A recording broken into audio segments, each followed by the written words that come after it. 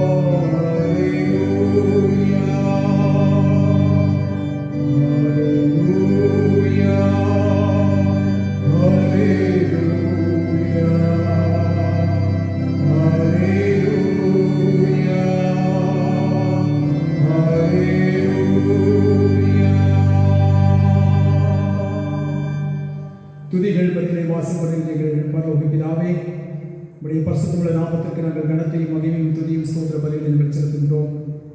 கர்த்தாவே, மீண்டுமாக இந்த பரிசுத்தமான ஓய்வு நாளிலே முதல் சமூகத்தை நோக்கி நாங்கள் பார்க்கும்படியாகவும் உம்மை ஆராதித்து தொழுகை செய்யும்படியாக கர்த்தர்கள் கொடுத்திருக்கிற வாய்ப்புகளுக்காக நமக்கு நன்றியும் துதியும் ஸ்தோத்திர பலிகளை செலுத்துகின்றோம். சுவாமி, உம்மை ஆராதிக்கின்ற பொழுது ஆவியோடும் உண்மையோடும் பரிசுத்த சிந்தையோடும் மொழி இதயத்தோடும் தனது வணக்கத்தோடும் பணிவோடும் இந்த பரிசுத்தமுள்ள நாமத்தை நாங்கள் ஆராதித்து மையப்படுத்த எங்களுக்கு அருள் பாராட்டும். சுவாமி கர்த்தாவே, உடைய பிரசனத்திலே நாங்கள் அதிகமாய் கழிப்பதற்காக ஆண்டவரே, இந்த வாரத்தின் நாட்களில் நாங்கள் எவ்விதத்தில் நாங்கள் வாழ வேண்டும் என்பதை வழிபாட்டின் மூலமாக நீங்கள் எங்களுக்கு கற்றுத்தரும்படி உங்களுடைய சமூகத்தை கொடுத்து லட்சிக்கின்றோம். துதி கடமை மேலாம் நாங்கள் செலுத்துகிறோம். இப்ப இயேசு கிறிஸ்துவின் வழியாக வேண்டிக் கொள்கின்ற பரலோகத்தினாவே ஆமென். தேவனுடைய பரிசுத்தமுள்ள நாமத்துக்கு மகிமை உண்டாகும். ஆராதனை காரணமாக நாம் அனைவரும் சேர்ந்து கிறிஸ்தவை பாமாலைக்கீதம் 23 யாவரும் சேர்ந்து பாடுவோம். பாமாலைக்கீதம் 23. தொழுவோம் பரனை தூய சிறப்புடன், விழுவோம் அவர் முன் மாற்றி போற்றி, பொன்னாம் அடக்கமும் தூய்மையாம் தாழ்மையும் மன்னர் முன் வைத்து பணிவோம் என்று. பாமாலைக்கீதம் 23.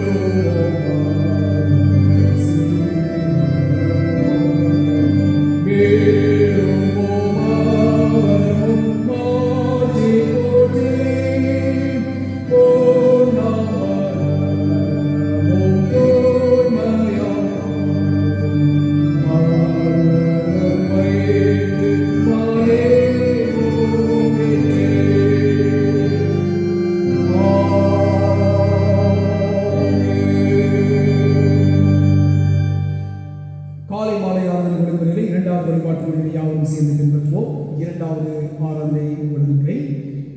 நாம் கடவுளை தொழுவோம். கடவுள் ஆவியாயிருக்கிறார். அவரை தொழுது கொள்கிறவர்கள் ஆவியோடும் உண்மையோடும் அவரை தொழுது கொள்ள வேண்டும். நம்முடைய பிதாவாகிய கடவுளாலும் கர்த்தராகிய இயேசு கிறிஸ்துவினாலும் உங்களுக்கு கிருபையும் சமாதானம் உண்டாவதாக. கர்த்தர் கொண்டு பணிந்தால் இதை கண்கொண்டு மகிழ்கிறோம். ஆண்டவரே, எங்கள் விருதுகளை திறந்துள்ளோம். அப்பொழுது எங்கள் வாய் நினைப்புகளை அறிவித்தோம். பிதாவுக்கும் குமாரனுக்கும் பரிசுத்தாவிக்கும் மகிமை உண்டாவதாக. ஆதியிலும் இப்பொழுதும் எப்பொழுதுமான சதா காலங்களிலும் மகிமை உண்டாவதாக. ஆமென். திரியேக கடவுளை நாம் போற்றுவோம். எங்கள் தந்தையாம் கடவுளே, உமது வல்லமையாலும் ஞானத்தாலும் எல்லாவற்றையும் படைத்து உமது குமாரனை எங்கள் இரட்சகராக திரும்படி உலகத்தில் அன்பு கொண்டிரைமை போற்றுகின்றோம். குமாரனாம் கடவுளே, பாவத்தை தவிர்த்து எல்லாவற்றும் எங்களை போல் மனிதனாகி எங்கள் பாவங்களுக்காக ஒப்புக் கொடுக்கப்பட்டு எங்கள் நீதிக்காக உயிர்த்தெழும்பியவரே உம்மை போற்றுகிறோம். பரிசுத்த ஆவியானவராகிய கடவுளே, எல்லா உண்மை குழந்தைகளை வழிநடத்தி கடவுளின் அன்பை எங்களில் ஏற்படுகிறவரே உம்மை போற்றுகிறோம். பிதா, குமாரன், பரிசுத்த ஆவியாகிய கடவுளே, உமக்கே காலம் எல்லா புகழும் மகிமையும் உண்டாவதாக. ஆமென். நமக்கு பாவமில்லை என்பவனால் நம்மை நாமே வஞ்சிக்கிறவர்களாகவும் நமக்கு உண்மை இல்லை. இந்த பாவங்களை அறிக்கையிட்டால் பாவங்களை நமக்கு மன்னித்து எவ்வித அநீதமும் நீங்கள் நம்மை சுத்திகரிப்பதற்கு அவர் நம்பத்துக்குள்ளும் நீதியும் உள்ளவர். நான் எழுந்து என் தாப்படத்தில் போய் தகப்பனையை பழத்துக் கொள்வதுமாவது பாவம் பாவம் செய்தேன். இனி உடைய மகனை சொல்லப்படுவதற்கு நான் பார்க்கிறேன் நல்லது. உடைய கூறிக்காக ஒருவனாக இதை வைத்துக் கொள்வோம் என்பேன். கடவுள் ராஜ்யம் சமீபத்தில் இருக்கிறது. மனதில் சுவிசேஷத்தில் நம்பிக்கை வையுங்கள். நமது பலவீனங்களுக்காக பரிதவிக்க முடியாத பிரதாசர் நமக்கிறாமல் எல்லா விதத்திலும் நம்மை போல் சோதிக்கப்பட்டு பாவம் இல்லாத பிரதாராசிரியரே நமக்கு இருக்கிறார். நம்மளால் படித்து மௌனமாக நம்மை நாமே சோதனை சொல்வோம்.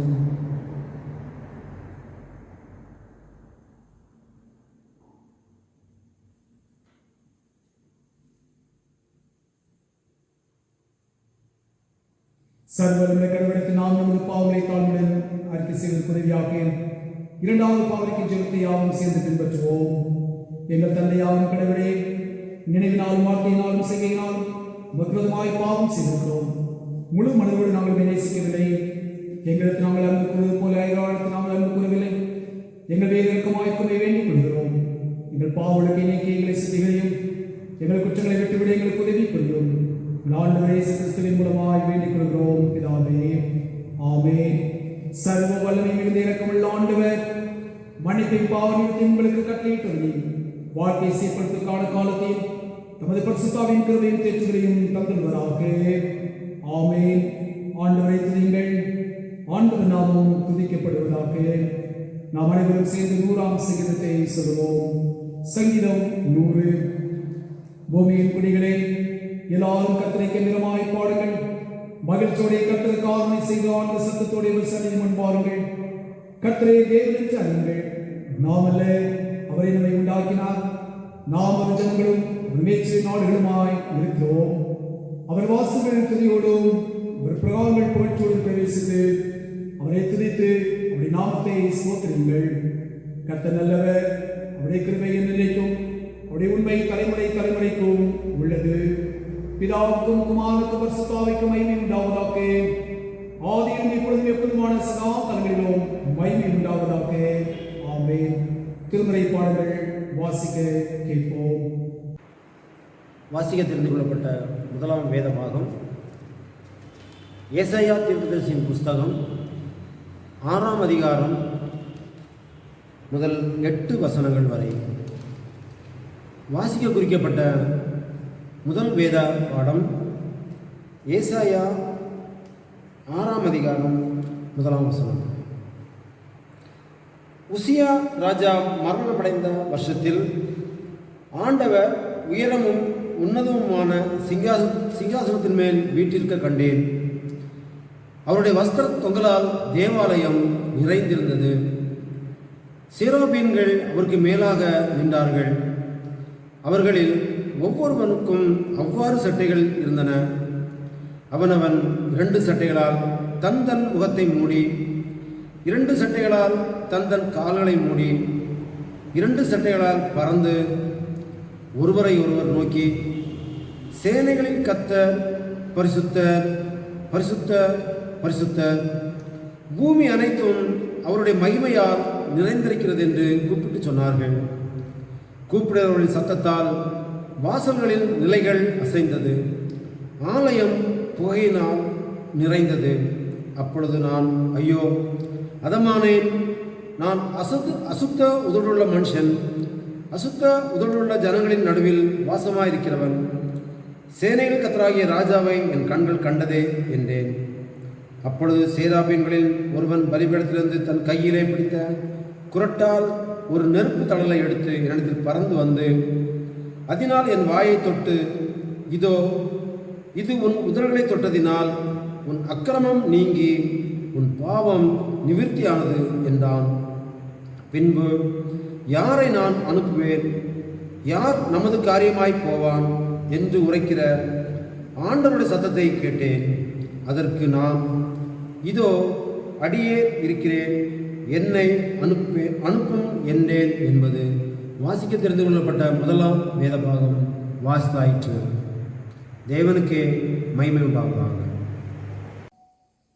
வாசிக்க தெரிந்து கொள்ளப்பட்ட இரண்டாம் வேத பாடம் யோவானுக்கு வெளிப்படுத்தின விசேஷம் 4ஆம் அதிகாரம் 1 முதல் 11 வரை. வெளிப்படுத்தின விசேஷம் 4ஆம் அதிகாரம் 1 முதல். இவைகளுக்கு பின்பு இதோ பரலோகத்தில் திறக்கப்பட்டிருந்த ஒரு வாசலை கண்டேன்.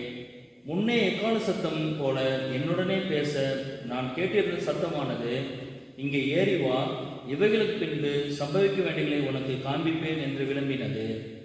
உடனே ஆவிக்குள்ளானேன். அப்பொழுது இதோ வானத்தில் ஒரு சிங்காசனம் வைக்கப்பட்டிருந்தது. அந்த சிங்காசனத்தின் மேல் ஒருவர் வீற்றிருந்தார். வீற்றிருந்தவர் பார்வைக்கு வச்சிரக்கல்லுக்கும் பதுமராகத்துக்கும் ஒப்பாயிருந்தார். அந்த சிங்காசனத்தை சுற்றி ஒரு வானவில் இருந்தது. அது பார்வைக்கு மரகதம் போல் தோன்றிற்று. அந்த சிங்காசனத்தை சூழ 24 சிங்காசனங்கள் இருந்தன. 24 மூப்பர்கள் வெண்வஸ்திரம் தரித்து தங்கள் சிரசுகளில் பொன்முடி சூடி அந்த சிங்காசனம் மேல் உட்கார்ந்திருக்க கண்டேன். அந்த சிங்காசனத்திலிருந்து மின்னல்களும் இடிமுழக்கங்களும் சத்தங்களும் புறப்பட்டன. தேவனுடைய 7 ஆவிகளாகிய 7 அக்கினி தீபங்கள் சிங்காசனத்துக்கு முன்பாக எரிந்து கொண்டிருந்தன. அந்த சிங்காசனத்திற்கு முன்பாக பளிங்கொப்பான கண்ணாடி கடல் இருந்தது. அந்த சிங்காசனத்தின் மத்தியிலும் அந்த சிங்காசனத்தை சுற்றிலும் 4 ஜீவன்கள் இருந்தன. அவைகள் முன்புறத்திலும் பின்புறத்திலும் கண்களால் நிறைந்திருந்தன. முதலாம் ஜீவன் சிங்கத்திற்கு ஒப்பாகவும், 2ஆம் ஜீவன் காளைக்கு ஒப்பாகவும், 3ஆம் ஜீவன் மனுஷ முகம் போன்ற முகமுள்ளதாகவும், 4ஆம் ஜீவன் பறக்கிற கழுகுக்கு ஒப்பாகவும் இருந்தன. அந்த 4 ஜீவன்களிலும் ஒவ்வொன்றும் அவ்வாறு சிறகுலகிலும் சுற்றிலும் உள்ளேயும் கண்களால் நிறைந்தங்களுமாயிருந்தன. அவைகள் இருந்தவரும் இருக்கிறவரும் வருகிறவருமாகிய சர்வ உலகமுள்ள தேவனாய கர்த்தர் பரிசுத்தர், பரிசுத்தர், பரிசுத்தர் என்று இரவும் பகலும் ஓய்வில்லாமல் சொல்லிக் கொண்டிருந்தன. மேலும் சிங்காசனத்தின் மேல் வீற்றிருந்து சதா காலங்களிலும் உயிரோடு இருக்கிறவருக்கு அந்த ஜீவன்கள் மகிமையையும் கனத்தையும் ஸ்தோத்திரத்தையும் செலுத்தும் போது 24 மூப்பர்களும் சிங்காசனத்தின் மேல் வீற்றிருக்கிறவருக்கு முன்பாக வணக்கமாய் விழுந்து சதா காலங்களிலும் உயிரோடு இருக்கிறவரை தொழுது கொண்டு தங்கள் கிரீடங்களை சிங்காசனத்திற்கு முன்பாக வைத்து, கர்த்தாவே, தேவனே, மகிமையும் கனத்தையும் வல்லமையும் பெற்றுக்கொள்கிறதற்கு பாத்திரராயிருக்கிறீர். நீரே சகலத்தையும் சிருஷ்டித்தீர். உம்முடைய சித்தத்தினாலே அவைகள் உண்டாயிருக்கிறவர்களும் சிருஷ்டிக்கப்பட்டவர்களுமாய் இருக்கிறது என்றார்கள் என்பதே வாசிக்க தெரிந்து கொள்ளப்பட்ட இரண்டாம் வேத பாடம் வாசித்தாயிற்று. தேவனே உமக்கே மகிமை உண்டாவதாக. வாசிக்கும்படியாக தெரிந்து கொள்ளப்பட்ட நற்செய்தி பகுதி யோவான் நற்செய்தி நூல் 4ஆம் அதிகாரம் வசனங்கள் 16 26 வரை. யோவான் நற்செய்தி நூல் 4ஆம் அதிகாரம் வசனங்கள் 16 துவங்கி 26 வரை. இயேசு அவரை நோக்கி, நீ போய் உன் புருஷனை இங்கே அழைத்துக் கொண்டு வா என்றார். அதற்கு அந்த ஸ்திரீ, எனக்கு புருஷன் இல்லை என்றாள். இயேசு அவரை நோக்கி, எனக்கு புருஷன் இல்லை என்று நீ சொன்னது சரிதான். எப்படி நீ 5 புருஷன் உனக்கு இருந்தார்கள், இப்பொழுது உனக்கு இருக்கிறவன் உனக்கு புருஷன் அல்ல, இது உள்ளபடி சொன்னாய் என்றார். அப்பொழுது அந்த ஸ்திரீ அவரை நோக்கி, ஆண்டவரே, நீ தீர்க்கதரிசி என்று காண்கிறேன். எங்கள் பிதாக்கள் இந்த மலையை தொழுது கொண்டு வந்தார்கள், எங்கள் எருசலேமில் இருக்கிற ஸ்தலத்தை தொழுது கொள்ள வேண்டும் என்கிறீர்களே என்றார். அதற்கு இயேசு, ஸ்திரீயே, நான் சொல்லுகிறதை நம்பு. நீங்கள் இந்த மலையிலும் எருசலேமில் மாத்திரமல்ல, எங்கும் பிதாவை தொழுது கொள்ளும் காலம் வருகிறது. நீங்கள் அறியாததை தொழுது கொள்கிறீர்கள், நாங்கள் அறிந்திருக்கிறதை தொழுது கொள்கிறோம். ஏனென்றால் ரட்சிப்பு யூதர்கள் வழியாய் வருகிறது. உண்மையாய் தொழுது கொள்கிறவர்கள் பிதாவை ஆவியோடும் உண்மையோடும் தொழுது கொள்ளும் காலம் வரும், அது இப்பொழுதே வந்திருக்கிறது. தம்மை தொழுது கொள்கிறவர்கள் எப்படிப்பட்டவர்களாய் இருக்கும்படி பிதாவானவர் விரும்புகிறார். தேவன் ஆவியாயிருக்கிறார், அவரை தொழுது கொள்கிறவர்கள் ஆவியோடும் உண்மையோடும் அவரை தொழுது கொள்ள வேண்டும் என்றார். அந்த ஸ்ரீ அவரை நோக்கி, கிறிஸ்து என்னப்படுகிற மேசியா வருகிறார் என்று அறிவேன், அவர் வரும்போது எல்லாவற்றும் நமக்கு அறிவிப்பார் என்றார். அதற்கு இயேசு, உன்னுடனே பேசுகிற நானே அவர் என்றார். வாசிக்கும்படியாக தெரிந்து கொள்ளப்பட்ட நற்செய்தி போதை வாசித்து நிகழ்ச்சி. கிறிஸ்துவே உமக்கே மகிமை உண்டாவதாக.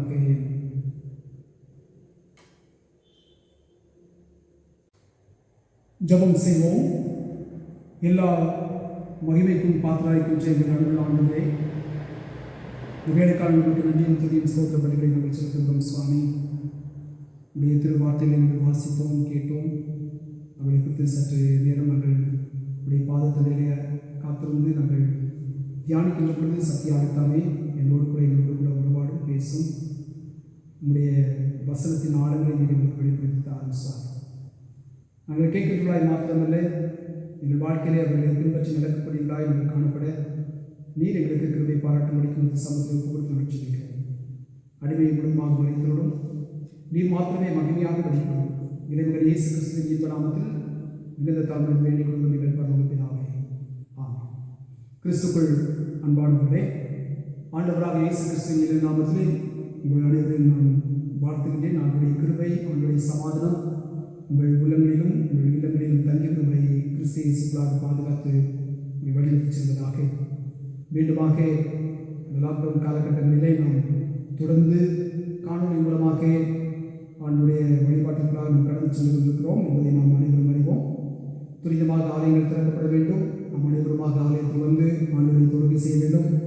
அப்படிப்பட்ட பாக்கியத்தை தேவன் நமக்கு கொடுக்கும்படிக்கு நாம் தொடர்ந்து நம்முடைய ஜெபங்களிலே, தனித்த ஜெபங்களிலே, குடும்ப ஜெபங்களிலே அதிகமாக நாம் சிந்திக்க நாம் அழைக்கப்பட்டவர்களாக நாம் இருக்கின்றோம். அது மாத்திரமல்ல, இப்போது நடைபெற்று கொண்டு இருக்கிறதால் இந்த சூழ்நிலைகள் யாவற்றையும் நாம் தெளிவாக இருந்திருக்கின்றோம்.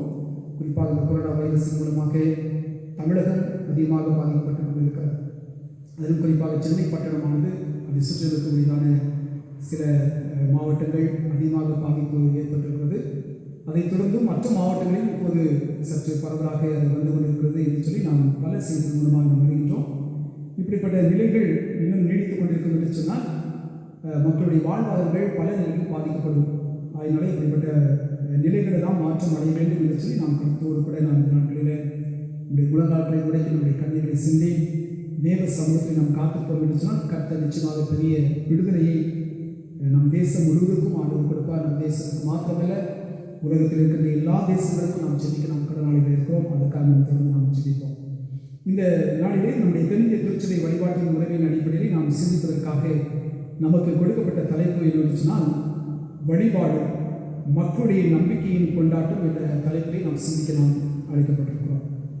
வழிபாடு என்பது மக்களுடைய நம்பிக்கையின் கொண்டாட்டம், worship, celebration of people's faith என்ற தலைப்பிலே நாம் சிந்திக்க நாம் அழைக்கப்பட்டிருக்கின்றோம். வழிபாடு, தொழுகை என்பது அனைத்து சமயத்தவர்களுக்கும் ஆன்மீக தோற்றம். இருப்பினும் இது சமயத்திற்கு சமயம், ஆளுக்கு ஆள், இடத்திற்கு இடம், பாரம்பரியங்கள், கலாச்சாரங்கள் இவைகளை அடித்தளமாய் கொண்டு வேறுபட்டு இருக்கின்றது. ஒவ்வொரு சமயமும் தங்களுக்கு என சில வழிபாட்டு முறைமைகளும் நியமங்களையும் வைத்திருக்கிறார்கள். அந்த வழிபாட்டு முறைமைகளும் நியமங்களையும் பின்பற்றுவது அவர்களுடைய மனநிலை சார்ந்ததாக இருக்கிறது. அவர்கள் வாழ்கின்றதான அவர்களுடைய பின்னணியும், அவர்கள் எந்த கலாச்சாரத்தை அல்லது எந்த வழிபாட்டு முறைகளை பின்பற்றுகிறார்கள், குடும்பம் எந்த வழிபாட்டு முறைகளை பின்பற்றுகிறது என்பதை அடித்தளமாய் கொண்டு அமைய பெற்றிருக்கிறது என்பதை நீங்கள் நான் அறிந்திருக்கிற ஒரு உண்மைதான். ஆனால் கிறிஸ்துவ தொழுகை என்பது முற்றிலும் வாழ்வோடும் மானிட மீட்போடும் ஒன்றித்து செல்கின்றது. கிறிஸ்தவ தொழுகை முற்றிலும் நம்முடைய வாழ்வோடும் மனுக்குலத்தினுடைய மீட்பு இவற்றோடு கூட ஒன்றித்து செல்வதுதான் கிறிஸ்தவ தொழுகை என்று சொல்லி நாம் பார்க்கின்றோம். இன்னும் தொழுகை என்பது நம்முடைய தலைப்பை சார்ந்து நாம் பார்க்கின்ற ஒரு தொழுகை என்பது மக்களுடைய இறை பற்றுதலின் கொண்டாட்டம் என்று சொல்கின்ற பொழுது அதை கொண்டாட்டம் என்று நாம் குறிப்பிடுகின்ற பொழுது மகிழ்ச்சி, ஆனந்தம், சந்தோஷம் இவைகளுடைய வெளிப்பாட்டின் செயல். அதிலும் இறைவனை வழிபடுதல் என்று சொல்கின்ற பொழுது, தொழுகை செய்தல் என்று சொல்கின்ற பொழுது இறைவன் பேரில் உள்ள நாம் வைத்திருக்கின்ற பற்றுறுதியினாலே ஏற்படுகின்ற மகிழ்வின் செயல்பாடாக அது இருக்க வேண்டும். அதுதான் தொழுகை என்று நாம் குறிப்பிட வேண்டும். தொழு என்று தமிழில் மொழிபெயர்க்கப்பட்டிருக்கிறது. எபிரேயருடைய மூலப்பொருள் தொண்டு புரிதல், ஊழியம் செய்தல், பணிபுரிதல், சேவை செய்தல் என்றெல்லாம் அதற்கு தமிழிலே அது மொழியாக்கம் செய்யப்பட்டிருக்கிறது. கடவுளுக்கு தலைகுனிந்து வணக்கம் செலுத்துவதும் குறிக்க எபிரேயத்திலே பல விதமான சொற்கள் அங்கே பயன்படுத்தப்பட்டிருக்கிறது. அதே போல கிரேக்க மொழியிலும் விதமான பல சொற்கள் பயன்படுத்தப்பட்டிருக்கிறது. கடவுளுக்கு தொண்டு புரிவதையும் சாஸ்திரமாக கீழே விழுந்து அவரை வணங்குவதையும் குறிப்பதற்கு பல சொற்கள் கிரேக்கத்திலும் பயன்படுத்தப்பட்டிருக்கிறது என்பதை நாம் திருமறை மூலமாக நாம் கண்டுகொள்ள முடியும். கிறிஸ்தவத்தினுடைய அடிப்படை சிந்தனையே அவராலே அன்றி வேறொன்று மீட்பு இல்லை என்பதுதான். அவராலே அன்றி என்று சொன்னால் கிறிஸ்துவினாலே அன்றி மீட்பு என்பது ஒருவராலும் கொடுக்கப்பட முடியாது என்பதுதான் நமக்கு அடித்தளமாக அடிப்படை சிந்தனையாக இருக்கிறது.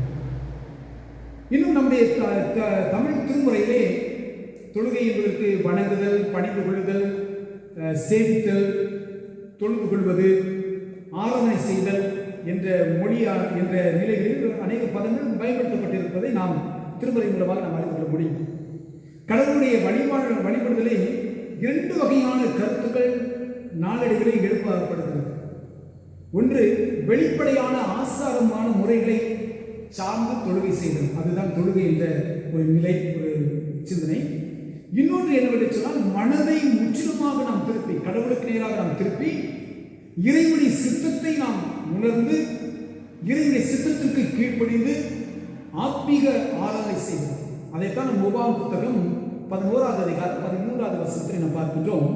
வேதம் இதுமாய் சொல்கிறது, நீங்கள் உங்கள் தேவனாய் கர்த்தரிடத்தில் முழு இருதயத்தோடும் உங்கள் முழு ஆத்மாவோடும் அன்பு கூர்ந்து அவரை சேவிக்கும்படி என்று சொல்லி வேதம் சொல்கிறது.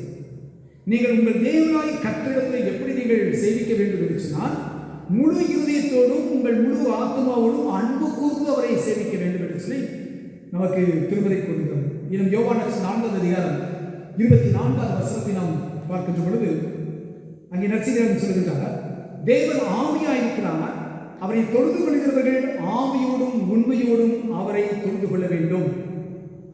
அவரை தொழுது கொள்கிறவர்கள் ஆவியோடும் உண்மையோடும் அவரை தொழுது கொள்ள வேண்டும் என்று சொல்லி அங்கே அழுத்தம் திருத்தமாக சொல்வதை நாம் பார்க்கின்றோம். ஆவியோடும் உண்மையோடும் என்று சொல்கின்ற பொழுது உண்மையோடு கூட நாம் தொழுகை செய்தல் என்பதை கடவுள் அதிகமாக நம்மிடத்தில் எதிர்பார்க்கின்ற ஒரு காரியமாக இருக்கிறது.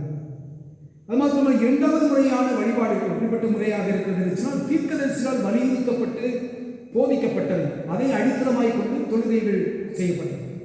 தீர்க்கதரிசி என்று சொல்லும் மீகா தீர்க்கதரிசி புத்தகம் 6வது அதிகாரம் 6வது வசனத்திலிருந்து 8வது வசனம் வரையுமாய் இருக்கிற பகுதியை நாம் வாசித்து பார்க்கின்ற பொழுது நாம் இதுமாய் பார்க்கிறோம், எண்ணத்தை கொண்டு நான் கர்த்தருடைய சன்னதியில் வந்து உன்னதமான தேவனுக்கு முன்பாக பணிந்து கொள்வேன். தகன பலிகளை கொண்டும் 1 வயது கன்றுக்குட்டிகளை கொண்டும் அவர் சந்நிதியில் வர வேண்டுமோ, ஆயிரங்களான ஆட்டுக்கடாக்களின் பேரிலும் எண்ணெயாய் ஓடுகிற 14 ஆறுகளின் பேரிலும் கர்த்தர் பிரியமாயிருப்பாரோ, என் அக்கிரமத்தை போக்க என் கற்பக்கனியும் கொடுக்க வேண்டுமோ. மனுஷனே, நன்மை இன்னதென்று அவர் உனக்கு அறிவித்திருக்கிறார். நியாயம் செய்து இரக்கத்தை சிநேகித்து உன் தேவனுக்கு முன்பாக மனத்தாழ்மையாய் நடப்பதை அல்லாமல் வேறு எண்ணத்தை கர்த்தர் உன்னிடத்தில் கேட்கிறார். கடவுளிடத்தில் கேட்கின்ற காரியம், நியாயம் செய்து இரக்கத்தை சிநேகித்து உன் தேவனுக்கு முன்பாக மனத்தாழ்மையாய் நடப்பதை அல்லாமல் வேறு ஒன்றையும் கடவுளிடத்தில் கேட்கிறதை, அதுதான் உண்மையான தொழுகை என்று சொல்லி தீர்க்கதரிசிகள் மூலமாக உரைக்கப்படுகின்ற ஒரு சத்தியமாக இருக்கிறது என்பதை நாம் பார்க்கிறோம். இந்த பின்னணியில் தான் இயேசு கிறிஸ்துடைய காலகட்டத்தில் இயேசுவும் இதே விதமான சத்தியத்தை தான் அங்கே தெளிவாக உணர்த்துகின்றார். நாம் கிறிஸ்துவை நாம் ஆராதிக்கிறோம், நாம் தொழுகை செய்கிறோம் என்று சொன்னால் நமக்கு விசுவாசம் அவசியம். அந்த விசுவாசமானது செயல்பாட்டிலே விளங்க செய்ய வேண்டும். செயல் வடிவத்தில் அது காட்டப்பட வேண்டும். கடவுளுக்கு நான் அன்பு கூறுகிறேன் என்று சொன்னால் ஆண்டவர் நமக்கு பிரதான கட்டளை கொடுத்திருக்கார், உன்னை நேசிப்பது போல பிறனிடத்தும் நேசமாயிருக்கிறது. பிறனையும் நீ நேசிக்கிறது. அவன் எப்படிப்பட்டவனாக இருக்கலாம், அவன் நமக்கு துயரத்தை கொடுத்தவனாக இருக்கலாம், நமக்கு விரோதமான காரியங்களை செய்தவனாக இருக்கலாம், எப்படிப்பட்ட ஒரு நிலையில் இருக்கக்கூடிய ஒரு மனிதனாக இருந்தாலும் பிறனை நாம் என்ன செய்வது, நேசிக்கிறது. அந்த நேசம் தான் விசுவாசத்துடைய செயல்பாடாக வெளிப்படுத்தப்படுகிறது. அதுதான் உண்மையான தொழுகை என்று சொல்லி கடவுள் அங்கே தெளிவாக நமக்கு சுட்டி காட்டுவதை குறித்து நாம் பார்க்கின்றோம். அது மாத்திரமல்ல, வெளிப்படுத்தின விசேஷம் 7வது அதிகாரத்தில் நாம் பார்க்கின்றோம். 9வது வசனத்தை வாசித்து பார்க்கின்றோம். இவைகளுக்கு பின்பு நான் பார்த்தபோது இதோ சகல ஜாதிகளிலும் கோத்திரங்களிலும் ஜனங்களிலும் பாஷைக்காரர்கள் இருந்து வந்ததும் ஒருவனும் எண்ணக்கூடாதமான திரளான கூட்டமாகிய ஜனங்கள் வெள்ளை அணிகளை தரித்து தங்கள் கைகளில் குருத்தோல்களை பிடித்து சிங்காசனம் முன்பாகவும் ஆட்டுக்குட்டியாளருக்கு முன்பாகவும் இருக்க கண்டேன். அவருடைய சமூகத்திலே வருகின்ற பொழுது தங்களையே தாக்கி தங்களை பரிசுத்தமாக்கி கொண்டவர்கள் என்று சொன்னால் கிறிஸ்துவின் ரத்தம் என்னை பரிசுத்தப்படுத்துகிறது, என்னை சுத்திகரிக்கின்றது, என்னை பூர்ணமாக என்னை தூய்மையாக்குகிறது என்ற சிந்தனையோடு கூட, இந்த நம்பிக்கையோடு கூட, அந்த மகிழ்ச்சியோடு கூட நாம் கடவுளுடைய சமூகத்தில் நாம் என்ன செய்ய வேண்டும், தொழுகை செய்ய வேண்டும். அங்கே பரிசுத்த கூட்டம் தேவனுடைய சமூகத்தில் செய்து கொண்டிருக்கிறது. பரிசுத்தராக சிங்காசனத்துக்கு முன்பதாக வீற்றிருக்கிறதான ஆட்டுக்குட்டியானதுக்கு முன்பதாக அவர்கள் நின்று கொண்டு அவர் பரிசுத்தர் பரிசுத்தர் பரிசுத்தர் என்று சொல்லி அவர்கள் என்ன செய்து கொண்டிருக்கிறார்கள், ஆராதித்து கொண்டிருக்கிறார்கள். அதுதான் உண்மையான தொழுகை என்று நாம் திருமறை மூலமாக பார்க்கின்றோம். அவை இந்த தொழுகை எப்படிப்பட்ட தொழுகையாக இருக்க வேண்டும் என்று சொன்னால் உண்மையான ஒரு வழிபாடாக, உண்மையான ஒரு தொழுகையாக இருக்க வேண்டும். அப்படி என்றால் உண்மையான தொழுகை அல்லது உண்மையான வழிபாடு என்றால் என்ன? சமய பாரம்பரிய கட்டுகளிலிருந்து விடுதலை பெற்று கடவுளுக்கு உள்ளத்தின் ஆழமிருந்து துதிபலிகளை செலுத்துவது, அதுதான் உண்மையான வழிபாடாக அமையும். சமாரிய பெண்ணுக்கு இதைத்தான் ஆண்டவர் கற்றுக் கொடுக்கின்றார். இந்த தொழுகை முறையானது நமக்கு கற்றுக் கொடுக்கின்ற அழுத்தம் என்னவென்று சொன்னால், திருமுறை துணை கொண்டு நாம் சிந்திப்போம் என்று சொன்னால் 2 காரியத்தை நாம் குறிப்பிட நாம். முதலாவதாக ஆண்டவரோடு கூட ஒன்றுபடுத்துகின்ற தொழுகையாக இருக்கிறது. நாம் எப்போது நாம் அதை நமக்கு கொண்டாட்டமாக இருக்கும் என்று சொன்னால், ஆண்டவருடைய தொழுகையான நம்முடைய வாழ்விலே எப்பொழுது அது கொண்டாட்டமாக, விசுவாசத்தின் கொண்டாட்டமாக மாறும் என்று சொன்னால் ஆண்டவரோடு கூட நாம் இணைகின்றவர்களாக இருக்க வேண்டும். ஏதோ சும்மா சகதாச்சாரங்கள் அல்லது கலாச்சாரங்கள் அந்த பின்னணித்திலே நாம் ஆண்டவரை தொழுகை செய்வோம் என்பது அல்ல. என்னுடைய இறுதியும், என்னுடைய இறுதியின் சிந்தனைகள், என்னுடைய நினைவுகள் ஆண்டுடைய சமூகத்தில் பிரியமுள்ளதாய் காணப்பட வேண்டும். அது ஆண்டவரோடு கூட என்னை இணைத்துக் கொள்வதாய் காணப்பட வேண்டும். அதைத்தான் யோவான் 4வது அதிகாரம் 20வது வசனத்தில் 24வது வசனத்தின் வரையுமாக இருக்கிற பகுதியில் நாம் காண்பித்தோம். நமது நாட்டை பொறுத்த மட்டிலே கடவுளை வழிபடுகின்ற புண்ணிய ஸ்தலங்கள் பல இருக்கின்றன. இத்தகைய குறிப்பிட்டதான இடங்களிலே கடவுளை வழிபடுகின்ற பொழுது நம் வேண்டுதல்களை கடவுள் கேட்கிறார் என்ற சிந்தனை சார்ந்த நம்பிக்கைகள் நம்மிடத்தில் காணப்படுகின்றன. இதனை சமய மடமையாக கூறும் இயேசு பிதாவை எங்கும் தொடர்பு கொள்கின்ற காலம் வருகிறது என்று சொல்கிறார். எல்லா இடத்திலும் கடவுளை நாம் தொந்தரவு செய்ய முடியும். எல்லா இடத்திலும் என்று சொன்னால் நாம் எங்கெங்கே நாம் இருக்கின்றோமோ இருக்கின்ற இடங்களிலிருந்து ஆண்டவரோடு கூட நம்மை இணைத்துக் கொண்டவர்களாக, விசுவாசத்தினாலே நாம் அவரோடு கூட நாம் இணைத்துக் கொண்டவர்களாக, அவர் பரிசுத்தர் என்று சொல்லி நாம் உணர்ந்து, அவருடைய பிரசனம் நம்ம மத்தியில் இருக்கிறது என்று சொல்லி உணர்ந்து நாம் அவரோடு கூட நம்மை இணைத்துக் கொண்டு நாம் தொழுகை செய்கின்ற பொழுது அந்த இடத்திலே தேவ பிரசனத்தை நாம் உணர முடியும். அதைத்தான் ஆண்டவரோடு கூட நாம் ஒன்று கொண்டு நாம் தொழுகை செய்ய வேண்டும் என்று சொல்லி நமக்கு குறிப்பிடுவதை நாம் பார்க்கின்றோம். உபாகமம் புத்தகம் 11வது அதிகாரம் 29வது வசனத்தை நாம் வாசித்து பார்க்கின்ற பொழுது வேதம் சொல்கிறது, நீ சுதந்திரிக்க போகிற தேசத்தில் உன் தேவனாய கர்த்தர் உன்னை பிரவேசிக்க பண்ணும்போது கெர்சீம் மலையின் மேல் ஆசீர்வாதத்தையும் ஏபால் மலையின் மேல் சாபத்தையும் கூற கடவா என்று சொல்லி வேதம் சொல்கிறது. கெர்சீமிலிருந்து வாழ்வினுடைய நன்மைகள் கிடைக்கும், ஏபால் மலையிலிருந்து தீமை வருகிறது என்று சொல்லி இஸ்ரவேலர்களுடைய நம்பிக்கையாயிருந்தது. அதைத்தான் இஸ்ரவேலர்கள் நம்பிக்கொண்டிருந்தார். முற்பிதாக்களுடைய காலகட்டங்களிலே அவர்கள் மலைகளிலே கடவுளை வழிபட்டனர். இதனால் தான் சமாரிய பெண் கெர்சீம் மலையில் நாங்கள் தொழுகை செய்கிறோம் என்று சொல்லி அவர்கள் குறிப்பிடுகிறார். ஆனால் நீங்கள் யாத்திராம் புத்தகம் 3வது அதிகாரம் 1வது வசனத்தில் 18வது வசனம் வரைவாக இருக்கிற பகுதியை பார்க்கின்ற பொழுது பாலை நிலம், முச்செடி, மலை இவைகள் எல்லாம் கடவுளை அவர்கள் என்ன செய்கிறார்கள், தொழுகை செய்கிறார்கள் என்று சொல்லி நாம் திருமறை மொழியாக நாம் கற்றுக்கொள்கிற ஒரு பாடமாக இருக்கிறது. ஆகவே எந்த இடத்தில் நாம் தொழுகை செய்தாலும் அங்கே கடவுளுடைய மாட்சிமை விளக்கப்பட வேண்டும்.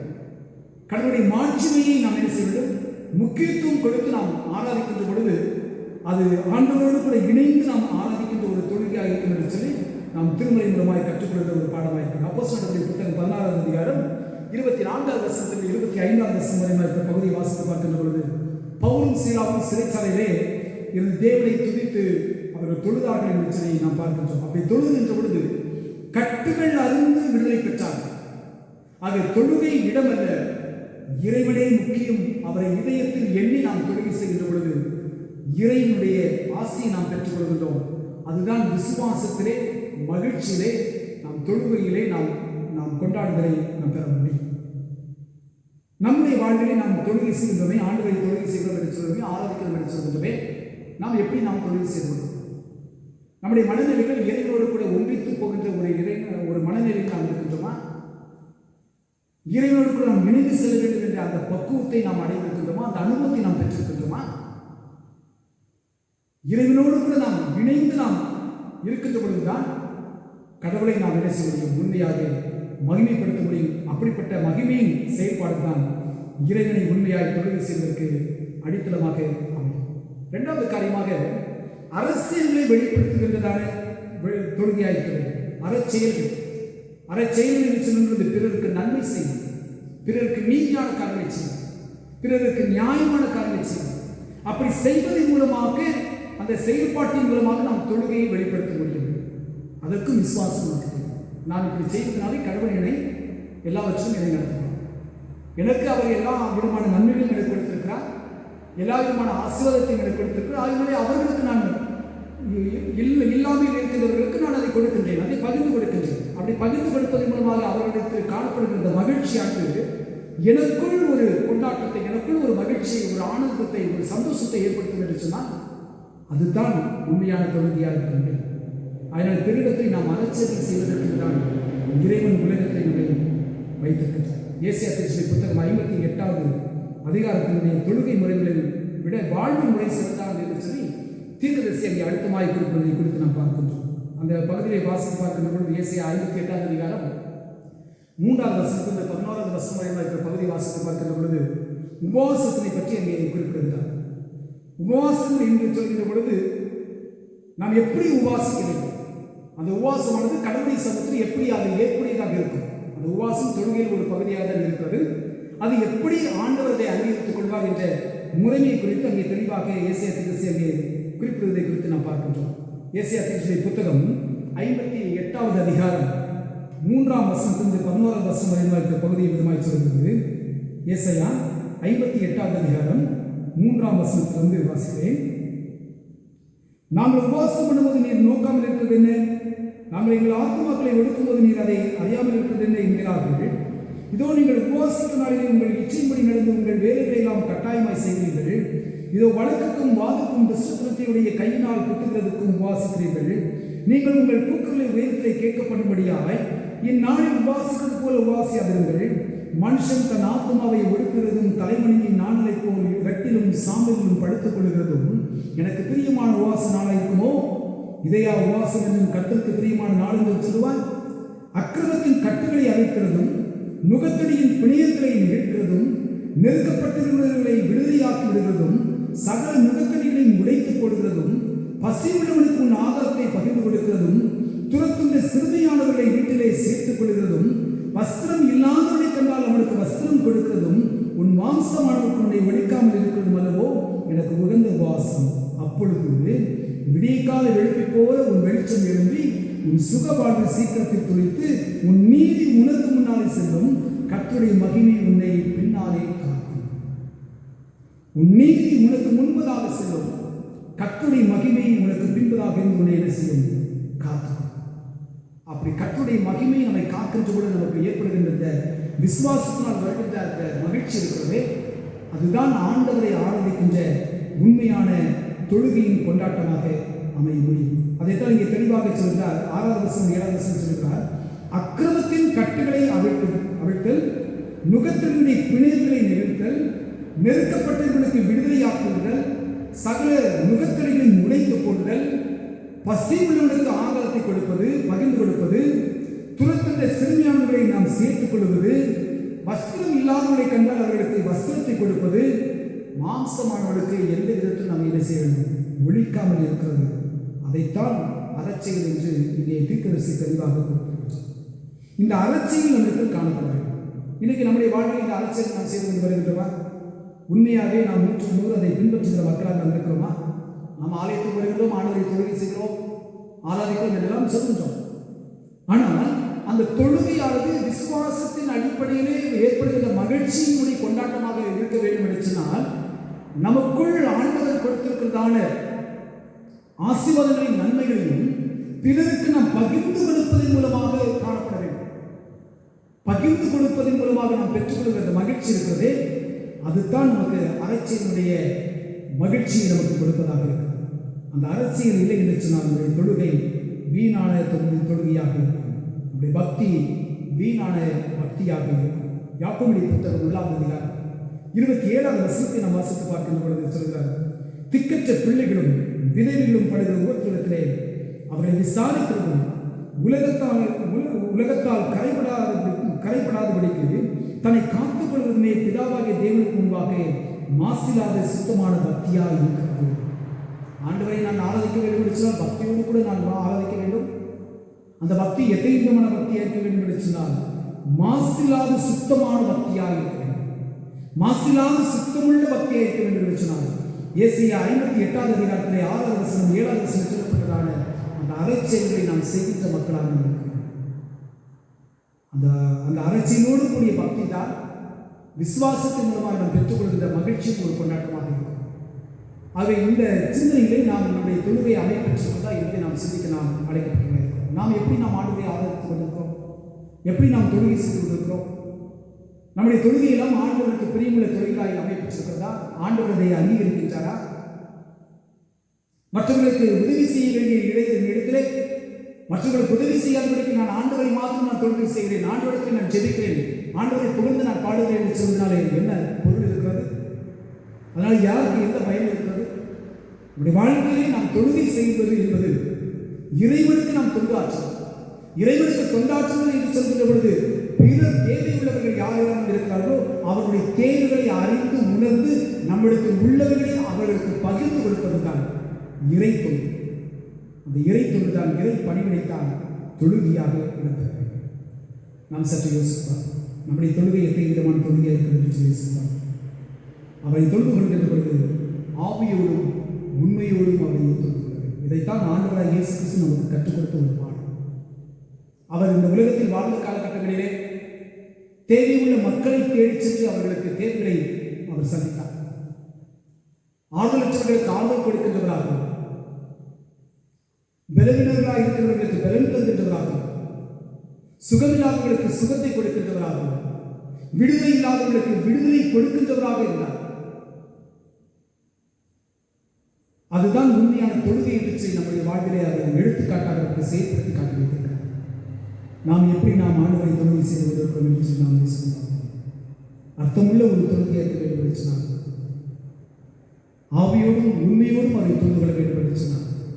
பிறருக்கு நம்மை கொடுக்கின்றவர்களாக இருக்க வேண்டும். அதுதான் உண்மையான தொழுகை.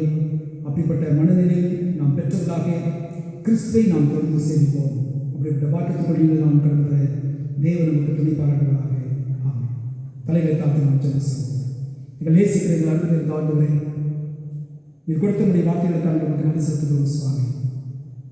ஆண்டவரை நாங்கள் தொழுகை செய்கிறோம் என்று சொன்னால் ஏதோ நாங்கள் ஆலயத்துக்குள்ளாய் வந்தோம், நாங்கள் பாடல்களை பாடினோம், ஏதோ சங்கீதங்களை படித்தோம், வேத வசனங்களை நாங்கள் வாசித்தோம், கேட்டோம் என்று சொல்லாதபடிக்கு அவைகள் எங்களுக்கு முக்கியமானவர்கள் தான்.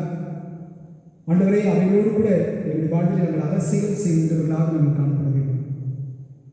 நீர் எங்களுக்கு காட்டினதான அந்த முன் மாதிரி நாங்கள் பின்பற்றி நடக்கிற மக்களாக நாங்கள் காணப்பட எங்களுக்கு உதவி செய்யும். எங்களுடைய ஆராதனைகள், எங்களுடைய தொழுகைகள் எல்லாம், எங்களுடைய வழிபாட்டு முறைகள் எல்லாம் உமக்கு உகந்ததாய் காணப்படத்தக்கதாக கர்த்தர் எங்களுக்கு உதவி செய்கிறார் சுவாமி. ஆண்டவர் விசேஷமாக இந்த கடுமையான இந்த காலகட்டத்திற்காக நாம் ஜெபிக்கின்றோம். கொரோனா நோயினாலே பாதிக்கப்பட்டிருக்கிற அநேகர் இருக்கிறார்கள் சுவாமி. ஒவ்வொரு நாளும் மரண செய்தி நாங்கள் கேள்விப்பட்டுக் கொண்டு வருகின்றோம். அப்படிப்பட்ட நிலைகள் எல்லாம் முற்றிலுமாய் நீங்க வேண்டும். ஆண்டவரை தொற்று நோயினாலே பாதிக்கப்பட்டவர்கள் விரைவில் குணம் பெற்று தங்களுடைய குடும்பத்தின் மக்களோடு கூட சந்தோஷமாகவும் சமாதானத்தோடும் அவர்கள் வாழ வேண்டும் சுவாமி. ஆண்டவரே, அவர்கள் பெற்றுக்கொண்ட மருத்துவர்கள் ஆலோசனைகள் எல்லாம் அவருடைய சரீரத்துக்கும் ஜீவனுக்கும் பாதுகாப்பை கொடுப்பதற்காக கத்தர்களை பாராட்டும் சுவாமி. அவர்கள் சிகிச்சை பெற்று வருகிறதான இந்த காலகட்டங்களில் அவர்களுக்கு சிகிச்சை கொடுக்கின்ற மருத்துவர்களுக்காகவும் ஆண்டவரை நர்சஸ்களுக்காகவும் மருத்துவ பணி செய்து கொண்டவர்களுக்காகவும் ஆண்டவரை நாங்கள் உங்கள் சமூகத்தில் மன்றாடுகிறோம். காவல்துறையினருக்கான உங்கள் சமூகத்தில் மன்றாடுகிறோம்.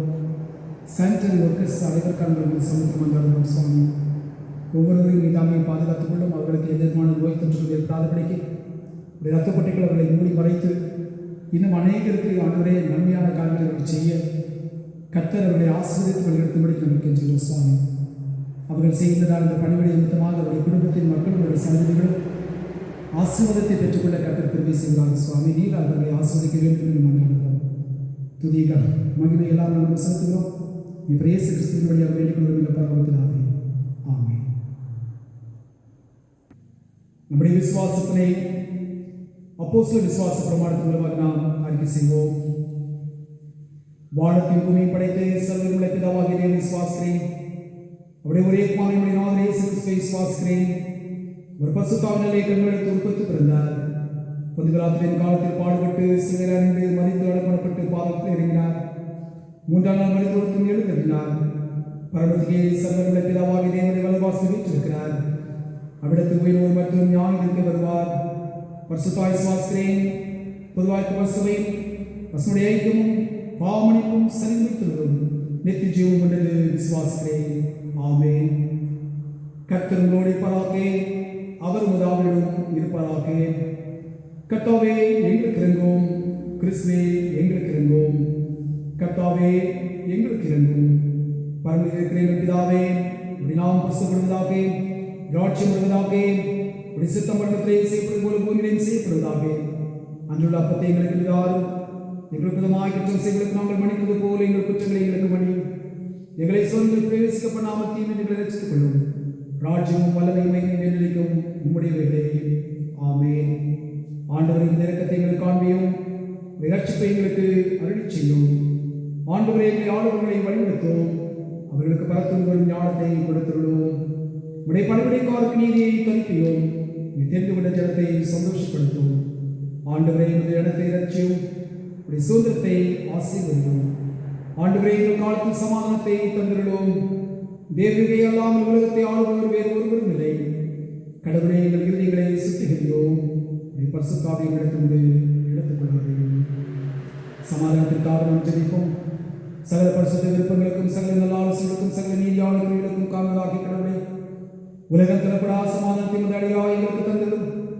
நாங்கள் இந்த கற்பனைகளுக்கு எப்படி நடக்கமான உற்சாகங்களாயும் சத்துக்கள் பயமில்லாமல் மாறி காக்கப்பட்டு ஆதரவும் அமைதியோடு எங்கள் ஜீவகாலத்தை போக்குவதற்கு இரட்சகரே கிறிஸ்துவின் பணி நிமித்தம் கிருபை செய்துள்ளோம். ஆமென். தேவனுடைய கிருபைக்காக நாம் ஜெபம் செய்வோம். எல்லாம் ஆண்டவரே, நித்திய பிதாவே, முதல் பிரமாணங்களில் உமது கற்பனை செய்து செய்திலும் ஈடுபட எங்கள் உடலை வாழ்க்கையை மனிதத்தை தூய்மைப்படுத்தி ஆளுகச் செய்யும். இவரால் எங்கும் எப்பொழுதும் எங்கள் உடலும் உள்ளம் உமது வலிமையால் பாதுகாக்கப்படச் செய்யும். எங்கள் ஆண்டவர் இரட்சகருமான இயேசு கிறிஸ்துவின் மூலம் வேண்டிக் கொள்கிறோம். ஆமென். நாம் பொதுவான சூத்திர ஜெபத்தை சேர்ந்திருப்போம். சர்வவல்ல கடவுளே, சர்வ ஜீவதயாவுள்ள பிதாவே, அபாத்திரானவர்களாய் எங்களுக்கு மற்றெல்லாம் மனிதர்களுக்கும் தேவதைகள் செய்த பற்பல கிருபைக்காகவும் உள்ளத்தைக்காகவும் நாங்கள் மிகுந்த தாழ்மையோடும் இதயத்தோடு உமக்கு ஸ்தோத்திரம் செலுத்துகிறோம். தேவதைகளை சிருஷ்டித்திற்காகவும் காப்பாற்றுவதற்காகவும் இமைக்குரிய ஆசிரியர்களுக்காகவும் துதிக்கிறோம். விசேஷமாக எங்கள் ஆண்டவராகிய இயேசு கிறிஸ்துவினால் உலகத்தை மீட்டுக் கொண்ட விலைமதியாத அன்பிற்காகவும் கிருபையின் அர்த்தங்களுக்காகவும் மகிழ்ச்சியோடும் எங்கள் நம்பிக்கைக்காகவும் உமக்கு ஸ்தோத்திரம் செலுத்துகிறோம். நாங்கள் உண்மையாய் நன்றியிருந்த எங்களாயிருக்கிறோம். எங்களை ஊழியத்துக்கு ஒப்பு கொடுத்து எங்கள் வாழ்நாளெல்லாம் முன்பாக பரிசுத்தம் நீதிமுறைகளாய் இருக்கவும் எங்கள் வாக்கினாலே மாத்திரமல்ல நடக்க நாமளை புகழை பிரஸ்தாபப்படுத்தவும் தேவனை செய்த வாரங்கள் எல்லாவற்றும் உணர்வை எங்களுக்கு அருளை செய்ய வேண்டும் என்று எங்கள் ஆண்டவராகிய இயேசு கிறிஸ்துவின் மூலமாய் வேண்டிக் கொள்கிறோம். அவருக்கும் தேவனுக்கும் பரிசுத்தாவிக்கும் எல்லா மகிமையும் சதா காலங்களிலும் உண்டாவதாக. ஆமென். இத்தலத்தோடு விடப்பட்டு உண்மை நோக்கி எங்கள் பொதுவான விண்ணப்பங்களை செய்ய எங்களுக்கு வேண்டிய சர்வங்களை கடவுளே, 2 பேராவது 3 பேராவது நாமத்தினாலே கூடி வரும்பொழுது அவர்கள் கேட்கிறதை அழிச்சுவேன் என்று வாக்கு வைக்கிறீரே. கர்த்தாவே, அடியாராய் எங்களுக்கு வேண்டிய நன்மைகள் உண்டாக்கி எங்கள் விருப்பங்களை வேண்டும் எப்போது நிறைவேற்றி ஏமேலே உடைய சத்தியத்தை அடைகிற அறிவை மறுவிலை ஜீவனை எங்களுக்கு கட்டளையிட்டுள்ளோம். ஆமென்.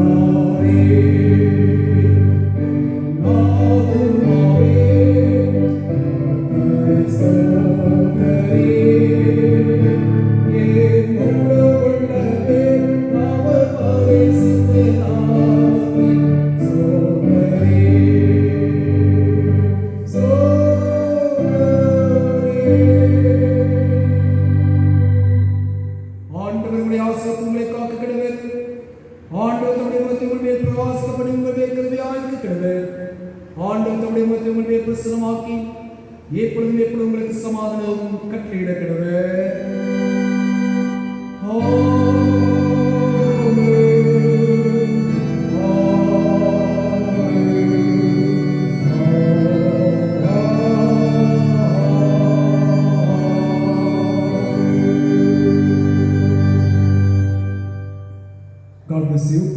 சபை அறிவிப்பு கத்திசத்தினால் வருகின்ற வெள்ளிக்கிழமை அதாவது 26/6/2020 அன்று பகல் 10 மணியிலிருந்து மாலை 6 மணி வரையிலுமாக எங்கள் இல்லத்தில் வைத்து ஜெப கூறுகை நடைபெறுகிறது. அந்த ஜெப வேளையிலே யாராவது உங்களுக்கு ஜெப குறிப்புகள் நீங்கள் அனுப்ப வேண்டும் என்று நீங்கள் விரும்பினால் உங்களுடைய ஜெப குறிப்புகளை எங்களுக்கு தாராளமாக அனுப்புங்கள்.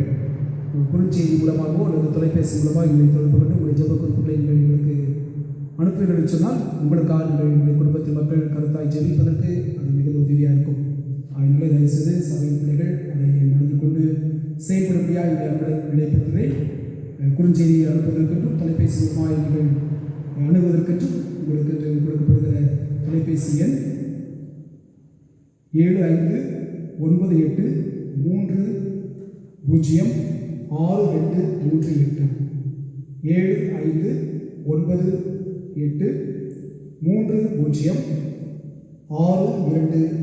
7598306238.